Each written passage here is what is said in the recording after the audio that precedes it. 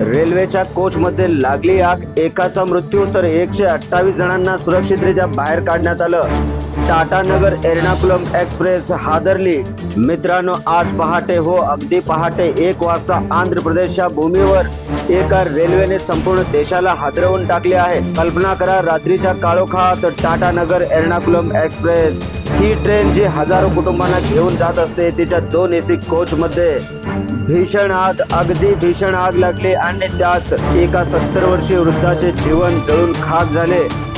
तो ही फक्त आकडेवारी नाही, हे एका कुटुंबाचे दुःख आहे, एका माणसाचे स्वप्न आहे जे राख झाले।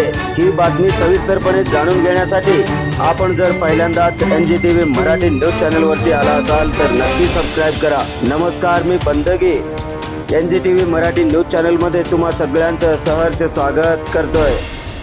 ही ट्रेन टाटा नगर एर्नाकुलम जंक्शन सुपरफास्ट एक्सप्रेस ती टाटा नगरहून निघाली। झारखंडच्या खाणीच्या भूमीतून बिहार, पश्चिम बंगाल, ओडिशा आणि आंध्र प्रदेशात पोहोचली। विशाखापट्टणम जिल्ह्यातील अनाकापल्ली डिस्ट्रिक्ट एलामंचिली रेल्वे स्टेशन जवळ पहाटे 12:45 सुमारास B1 AC कोच मध्ये आगीची लपेट। अगदी क्षणात प्राथमिक तपास सांगतो, ही आग पेंट्री कार मध्ये किंवा लिनेन स्टोरेज एरियातून सुरू झाली। शॉर्ट सर्किट, वायरिंग फॉल्ट की इतर काही? मित्रांनो, तपास सुरू आहे, पण क्षणात ही आग शेजारच्या M2 AC कोच मध्ये पसरली। दूर ज्वाला आणि 158 प्रवासी अडकले। कल्पना करा, तुम्ही झोपेत असाल आणि अचानक धुराच्या सलगट्या, आगीच्या लपट्या। भीषण, अगदी भीषण। एर्नाकुलम एक्सप्रेसचे 2 AC कोच, एकात 82, दुसऱ्या कोच मध्ये 76 प्रवासी, त्यात कुटुंबे, विद्यार्थी, वृद्ध, सर्व एका साहसी प्रवाशाने इमर्जन्सी चेन ओढली। ट्रेन थांबली आणि रेल्वे स्टॉप। मित्रांनो, ते खरे हिरो, त्यांनी घाबरलेल्या प्रवाशांना हात धरून बाहेर काढले। पण दुर्दैवीपणे विजयवाडा येथील 70 वर्षीय चंद्रशेखर सुंदर, त्यांना वेळीच मदत न मिळाली आणि किती संघर्ष, किती स्वप्ने आणि एका क्षणात सगळं संपलं। उर्वरित 158 प्रवाशांना जिवंतरित्या बाहेर काढण्यात आलं। त्यांच्या जीवाला कोणताही धोका झालेला नाही, पण त्यांना मानसिक धक्का मात्र सगळ्यात मोठा बसलेला आहे।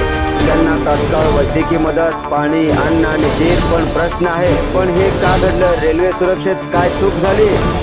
हे सर्व ऐकून तुमचं हृदय देखील पिळवटल्याशिवाय राहणार नाही। एक प्रवासी सांगतो, आम्ही धुरात सापडलो, डोळे तापले, पण रेल्वे स्टाफने आम्हाला ओढून बाहेर काढले। अगदी खरं आहे। आता ऐका रेस्क्यूच्या गाथा। स्थानिक fire brigade, railway fire fighters तात्काळ पोहोचले। आगीला आटोक्यात आणण्यास 2 तास।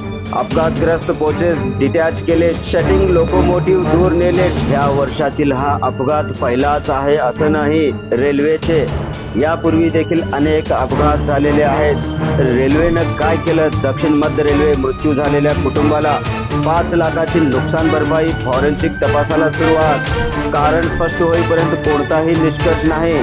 पण मित्रांनो, हा अपघात पहिल्यांदाच रेल्वेचा होतोय असा नाही। ह्या वर्षामध्ये अनेक अपघातांना रेल्वेला सामोरे जावं लागले आहे। रेल्वे अपघातात 20% कमी झाले, पण आगीच्या घटना वाढताना दिसत आहेत। शॉर्ट सर्किट, जुनी वायरिंग, हे सगळं का? प्रश्न आहे, रेल्वे मंत्रालय काय करणार? नवीन फायर अलार्म, बेहतर ट्रेनिंग, फक्त ही घोषणा? तुम्हाला काय वाटतं? राजकीय नेत्यांकडून दुखावलेल्या पीडित कुटुंबाला शोक। आंध्र प्रदेशचे TDP अध्यक्ष गजू वाका, आमदार पल्ला श्रीनिवासराव म्हणाले, सरकार मदत करेल, अन्न, पाणी, वाहतूक सगळं व्यवस्थित आणि रेल्वे सुरक्षेसाठी सखोल तपासाची मागणी। ही सर्व आश्वासनं राजकीय नेते मंडळीकडून वेळोवेळी देण्यात येत आहे, पण प्रत्यक्ष काय? आपण काय करू शकतो? प्रवाशांनो, इमर्जन्सी एक्झिट पहा, अलार्म कसा ओढायचा शिका, रेल्वेला लेखाजोखा विचारा, कारण सुरक्षा ही आपली प्रमुख जबाबदारी आहे। मित्रांनो, ही घटना म्हणजे एक धडा आहे। रेल्वेच्या पटरीवर आपले जीवन चालते। सुरक्षेच्या दृष्टीने रेल्वे प्रशासनाने आणखी कोणत्या उपाययोजनांचा अवलंब करायला पाहिजे ते आम्हाला कमेंटद्वारे सांगायला विसरू नका। तसेच NGTV मराठी न्यूज चॅनलच्या सर्व सोशल मीडिया हँडल्सना आत्ताच लाईक करा, शेअर करा, कमेंट करा, सबस्क्राईब करा। आपल्या भागातील, देश विदेशातील ताज्या घडामोडी सगळ्यात आधी आपल्यापर्यंत पोहोचण्यासाठी बेल आयकॉन बटन दाबायला विसरू नका।